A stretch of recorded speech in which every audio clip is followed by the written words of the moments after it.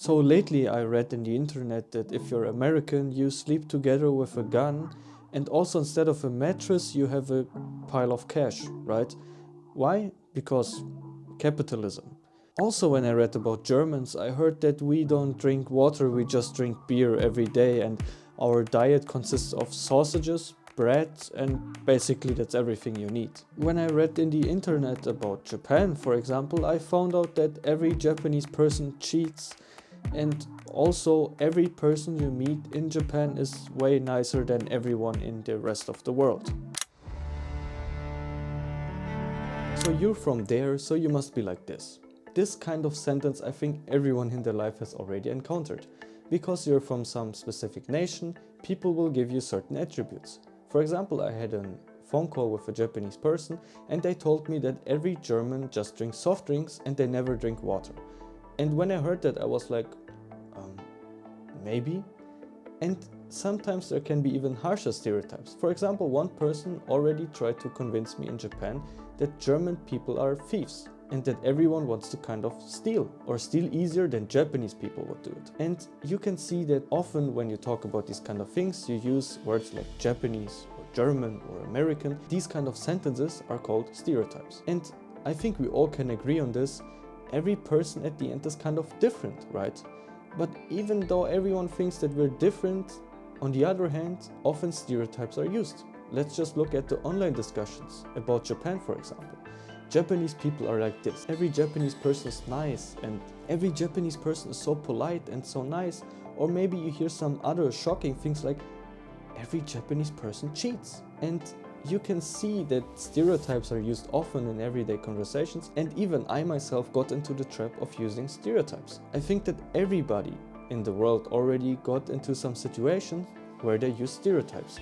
And of course, stereotypes are easy to use. Instead of saying Yamamoto-kun is like this and Fujita is like this, you can just say Japanese people are like this. But in this video I want to talk about stereotypes and more precisely how I fell into the trap of stereotypes, because there's also a positive thing about stereotypes, and I also want to share kind of what I learned from falling into the trap of stereotypes, because I went to Japan for 1 year and there I myself sometimes used stereotypes without recognizing it, and other people also used it when talking to me. So let's start. So the first story that I kind of remember fondly when I went to Japan it was my first day at the university in Japan. It was the Chiba University, and I was basically there the first time at the university and just walked around the campus a bit. And the next kind of meeting that I had from a university was like 3 or 4 hours later, so I wanted to find something to do. And on this day I just talked to a random person and I asked her, is there like a cafe next to here? Can I drink some coffee somewhere? And we talked a bit about some things, and she told me that she also went to Germany, and then she said, you know what? Let's just go together. So we went there together, and at the end she started inviting me. I think there was some different reason behind this too, but she told me, when I went to Germany, Germans were so nice to me, so I want to give that favor back to Germans that come to Japan. I want to give that favor back as a Japanese person. When I heard this kind of sentence, I was like, but I wasn't the person doing the favor for you in Germany, so why should you give the favor back to me just because I'm German? And this was the first time that I experienced some kind of stereotypes. And at this point it was even a good experience, because from, let's say, her point of view, they're the Germans and the Japanese, and she got assisted by many Germans, so she wanted to give that favor back. And this was the first time that I got into this kind of thinking of a group. For example, I had another experience in Japan when a friend of mine lost their wallet, and they got their wallet back with everything inside. The whole money was still inside there, and it was about 400 euros. So at this point I talked to some Japanese person and I was like, that's crazy. If you lose your wallet in Germany, you will never find your money in that wallet again. And that Japanese person told me, yeah, in Japan we don't do things like this. In Japan we care so much about other people that we don't take the money out of their wallet, because we're more concerned about the problems that they will have instead of the benefit that we will get from it. And this was also something where I thought, yeah, that's crazy, because actually, in my personal experience, you can share your experience too, of course. I experienced that if you lose something in Germany, most of the times you will not find it again. And at this moment, I really started to think, yeah, that's cool. I think in Japan, people really tend to think more about each other and think more about the people around them. And also, my German friend told me, yeah, I never experienced this in Germany. Maybe in Japan, they really have these kind of rules in society, and that is maybe how Japanese people think or want to be. And this was the second time that I came in contact with this kind of thinking. So I started to kind of think more in case of Germans and Japanese instead of actual persons. And that also came to me in university, because usually the first thing you get asked as an exchange student, where are you from? Either it's a person from another country that asks you this, like from Korea or China and so on, or maybe it's just a person that asks you from Japan. And usually when you say Germany, then the first thing that people talk about is beer and sausages and so on. And I think in this case, using the stereotype of a German is kind of good to just start a conversation, right? You can just say, Germans drink so much beer, and you're like, no, but I don't drink beer. But I sometimes see that some people take these stereotypes really for granted. So they think, okay, every German person must drink beer, and if you don't drink beer, you're not German in their kind of sense. So I kind of witnessed this when we went to drinking sometimes, that because I'm German, people expected me to drink much beer, to in general be able to drink much alcohol and so on. And in this case, stereotypes not just can have like positive side aspects, but maybe people will expect certain things from you because you're from a certain country. If you're in an exchange year, you don't have that many close friends because you're in a new country. So usually when you meet people, they will often see you as the German person or the English person. And of course, when you meet people more often, then maybe you will talk about more personal things. But that is something that you will always be confronted with, I think, when you go to another country, for example, and you're the foreigner there.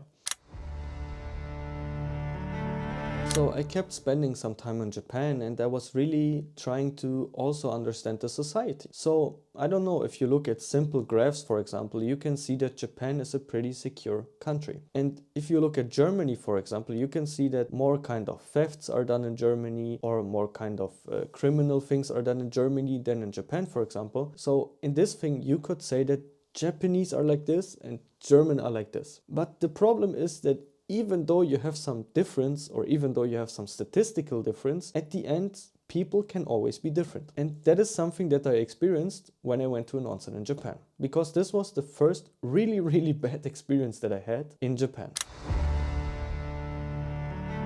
So basically, that experience that kind of changed my mind about stereotypes was when I went to an onsen in Japan. And it was actually the worst experience I had in my whole life when you think about service. So if you don't know what an onsen is, it is kind of like a public bath. And before you go inside an onsen, you will usually take off everything you have. You really go inside naked, and maybe you have a small towel. And you will also take off your rings usually, or maybe your glasses. And at this time I thought, okay, I want to see the scenery. So I just took off my glasses and put in my contact lenses and just took a small towel with me. And I remember that I went to the toilet and just put my towel that I had like on my shelf. And I came back from the toilet and the towel was gone. Where is it? So I was like, okay, maybe I forgot about it, or maybe some cleaning person took it for accident.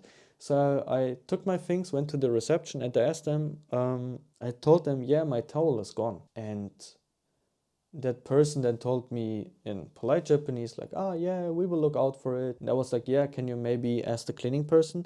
And she was said, yeah, I will ask them, but she didn't do anything. Then I was like, okay, I don't have any towel. There's no reason for me to go in the onsen again.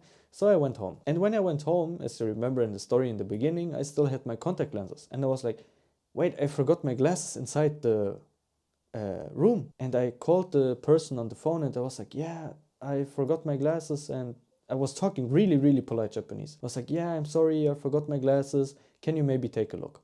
And she was like, yeah, we will take a look. And like hours and hours and hours passed and they didn't do anything. And the next day I was calling them again because I was like, okay, even if you don't find anything, you can just call me and say, okay, it's not here, because I already gave them my phone number too. And I was like, yeah, did you find my glasses? And they said, no, there was nothing here. And she was And I was surprised because she was speaking in a really, let's say, rough tone. And I was like, yeah, I just wanted to ask if it was there so I can know to look somewhere else. She was like, no, no, it's not there. Why are you calling? She was like, yeah, I told you when we find it, we will call you. And I was like, damn. I mean, I don't want you to change your whole schedule and everything. I just wanted you to take a quick look. And I don't know if it's gone and someone stole it, then someone stole it. But I mean, you can still say something like, yeah, we're sorry or something. And I was like, crazy.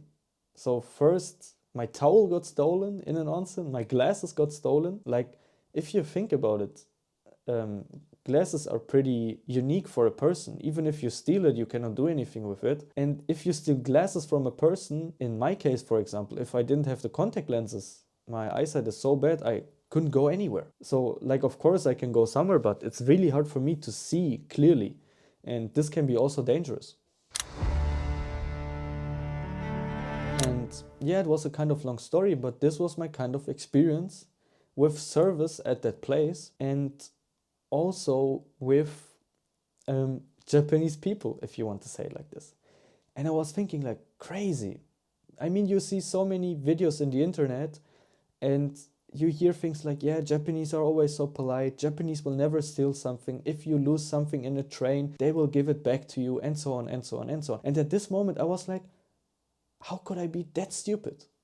Like, let's just say it like this, there's an asshole everywhere in the world.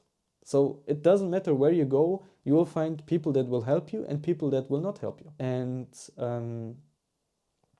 yeah, at this moment I was like, how could I be that thinking that, yeah, it's Japan, no one will steal it. So you can say in some way it was my own mistake, of course, but I think in some ways maybe the people there could have been a bit nicer considering what happened to me. Yeah, but I mean, on the other hand, I met a nice Japanese person there, and actually they drove me in their car to the train station because it was raining on that day. Otherwise, I would have 30 minutes to walk. So you can see there's a person that does something good for you and there's a person that does something bad for you. And this kind of experience changed the way I thought about stereotypes. And I spent some more time in Japan and I thought, okay, maybe I was just unlucky. And somehow I still came to the conclusion in my head that, yeah, I still think that people in Japan usually are more polite than Germans. And at the end, I came to that conclusion because it is just my personal experience. And I don't say that it really is like this, but at the end, it's the experiences I make.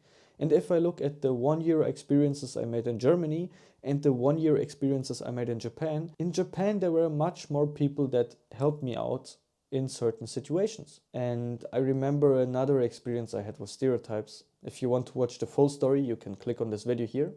It was with my German teacher in Japan.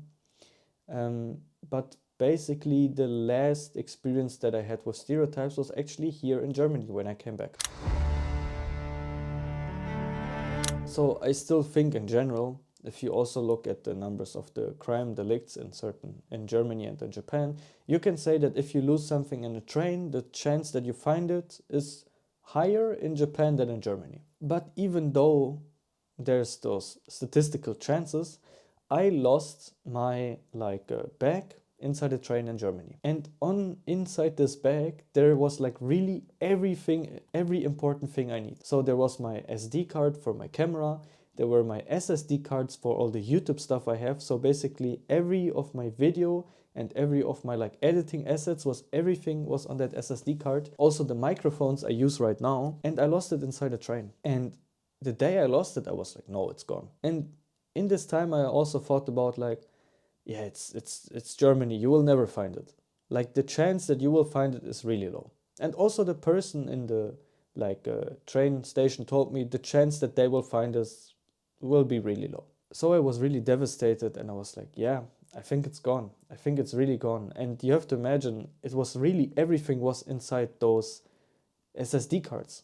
I didn't have a backup SSD. And if this is gone, all the information that I had for my company too, for example, they would be gone too. And the next day I got a call, and long story short, I went there and they found it.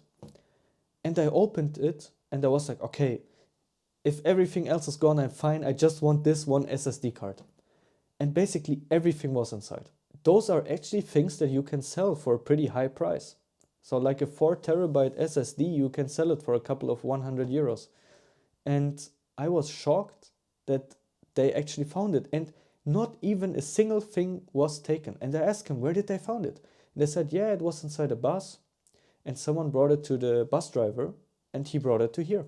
And I asked that person, do you have a number or a name of that person that I can thank them? And they told me, yeah, of course, we don't know him. He didn't say anything. And it was at this moment that I was kind of like crazy. I would have never expected that something like this can happen in Germany.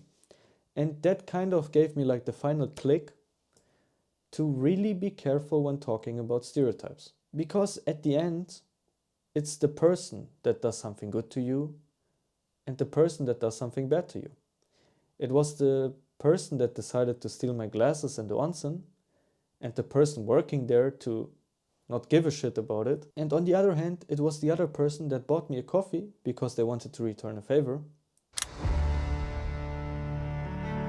So how can we conclude this kind of story? I think stereotypes can have a good impact in a way, for example, that it's easier for you to understand another person. For example, if you say that German people are direct and Japanese people are indirect, then you will maybe kind of be prepared when you go into another country. For example, if you go to Japan, you will have many culture shocks. But if you have some stereotypes about Japanese persons, like I said, they're really indirect, then maybe you will watch more about Japanese people talking, or you will not talk that direct, and maybe this will help you to kind of get new friendships and get new people to know and don't have that many culture shocks. But on the other hand, if you spend some time longer in Japan, you will find people that are more direct than any German person you ever met. And maybe if we use stereotypes to kind of explain situations around us, or to maybe make it easier for us to go or move to another country, then we should always be careful to not use that stereotype to explain the person. And I think nowadays you can see it really often if you look in social media. Another explanation of this would be, for example, when in Japan or Japanese social media companies talk about the foreigners, the evil foreigners that do that many bad things. Yeah. So at the end, I can say having a stereotype can be good or okay to kind of get closer to other cultures or to come in contact, but you should never put that stereotype above the person. So yeah, I hope you could learn something from my story here. If you have different examples with stereotypes, maybe you can share them down in the comments for other people. And as always, thank you for listening. Have a great day. また今度よろしくね。